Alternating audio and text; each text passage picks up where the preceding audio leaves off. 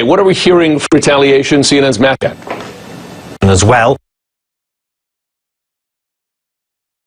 He announced that. I've heard from the Foreign Ministry earlier on this evening that it's in the middle of the night at the moment, so they're not saying anything. Now, whether that means he's going to hold back. What we are hearing from a source in Washington, though, is that there have already been some. One of them is the closure to US or foreign citizens, US and Canadian and British citizens, of the Anglo-American school, which is the main expatriate school here in Moscow. I've got lots of friends who send their kids there. It'd be a kind of a sideswipe. I've spoken to the principal tonight. He says he can't confirm it at the moment. He's waiting for further details about what exactly the situation is. But if it turns out to be the case, then that would be a real sideswipe to the diplomatic community here, particularly from the United States, many of whom who are family people send their children to a school like that. And so that could be something that will be clarified in the morning. Enormously disruptive for families. I remember when the Magnitsky Act was passed here, Anti-Corruption Act, Russia suspended adoptions by Americans. So a tactic that's been used before. Matthew Chance in Moscow, thanks very much. Perspective now from CNN national security analyst Julia Kayyem. She's former assistant secretary at the Department of Homeland Security. Also Stephen Hall, he's a 30-year veteran of Russian operations at the CIA, author of a recent piece for the Washington Post titled Why the CIA Won't Go Public with Evidence of Russia's Hacking. And we also have CNN's former Moscow bureau chief Jill Doherty. She's now a global fellow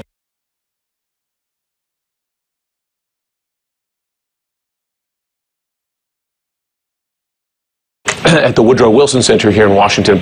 Stephen, if I could start with you, your reaction to the actions announced today when we spoke, intelligence findings could be costly access that you have inside Russian systems, so there's only so much, isn't there, that you can lift the veil? Yes, this seems to be the first step that the administration is taking now to respond to the Russian hacks. It seems to be starting to sort of break down into three different categories.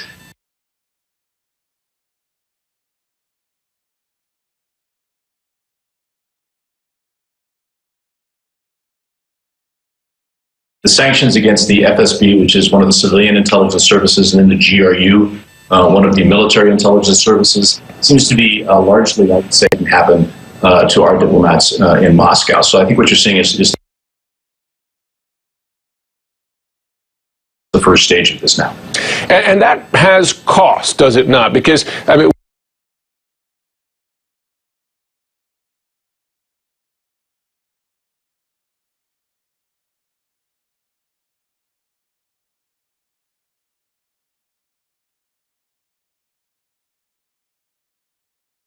we're talking about Russian diplomats leaving here, but really the understanding is that they're intelligence operatives. And in any country like this, it is understood that there are spies on the ground, some declared, some not declared. And of course, the U.S. has spies on the ground if we want to.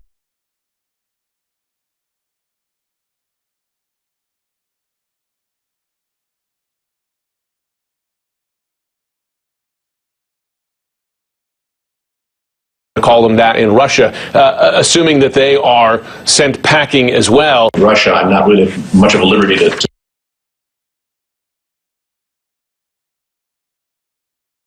American diplomats in Moscow will have an effect on the mission of both of those. Help us understand Vladimir Putin's he has said, his spokesman has said there is no alternative to reciprocal measures, but he also has what he presumes to be, I imagine, a friendlier U.S. president coming in. Does he temper his responses now, knowing that he will have a new man in charge here in a few weeks' time? I think he's looking at his watch and saying, we've got 3 weeks, so we might as well let it all hang out. I mean, you look at what they're doing. That step with the Anglo-American school is kind of a personal, tawdry step by the Russians to get back at what they perceive are tawdry steps probably by the Americans.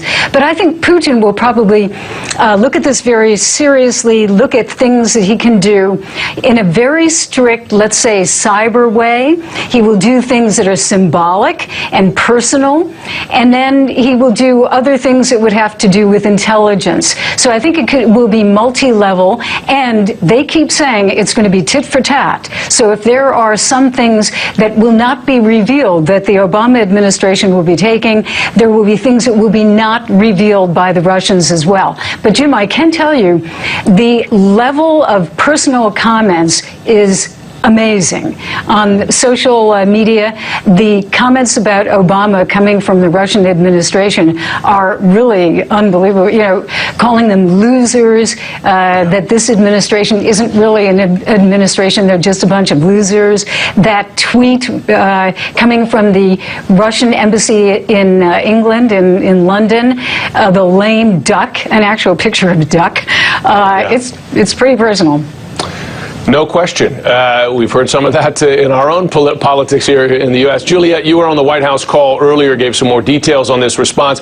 You say that the White House made it clear this was a reaction not just to the hacking, though perhaps primarily, but also tied to, as well, Russia's conduct towards U.S. diplomats on the ground in Russia.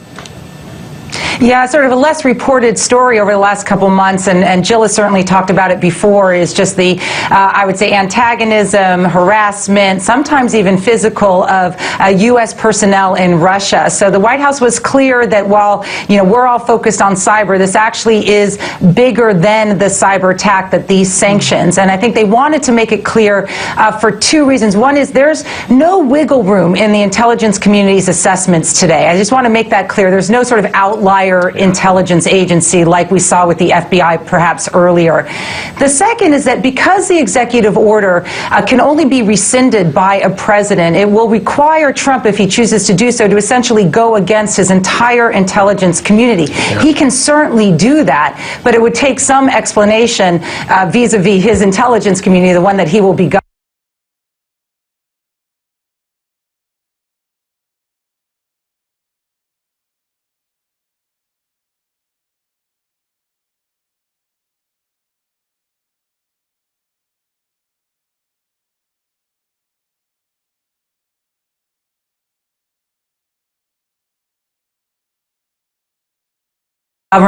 In the future. And so it's just important to note that that the executive order is not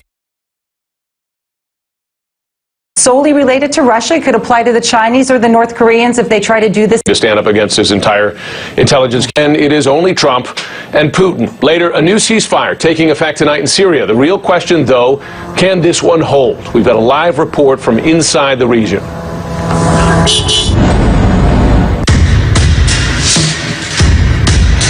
Where will the lead take us today?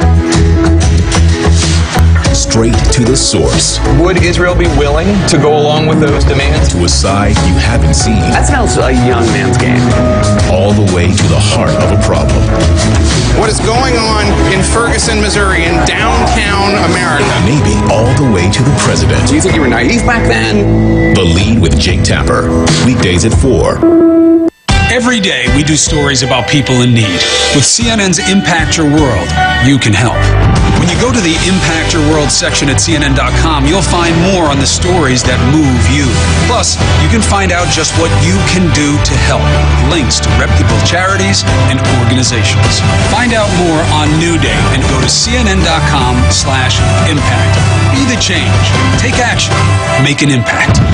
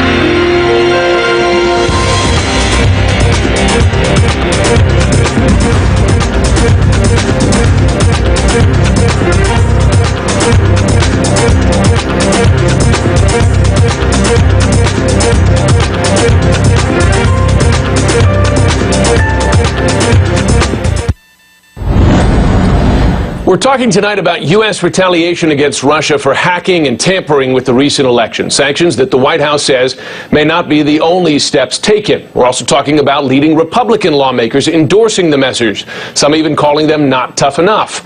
And Donald Trump's considerable reluctance at the same time to call this what all 16 U.S. intelligence agencies say was a Russian cyber attack. Back now with the panel. Juliet, I just want to, for the sake of our audience, jettison the spin here. You will hear from Donald Trump and from some in his camp expressing doubts about this, saying where are the facts, saying that this is a democratic spin here. But let's be honest, it's the intelligence agencies. I had Republican Senators McCain and Graham on early this week saying the entire Senate disagrees with Trump and believes that Russia is behind this attack. You had today the Senate Republican Majority Leader Mitch McConnell say that Russia was behind the attack. You had the Republican Speaker of the House, Paul Ryan, say that Russia was behind the attack.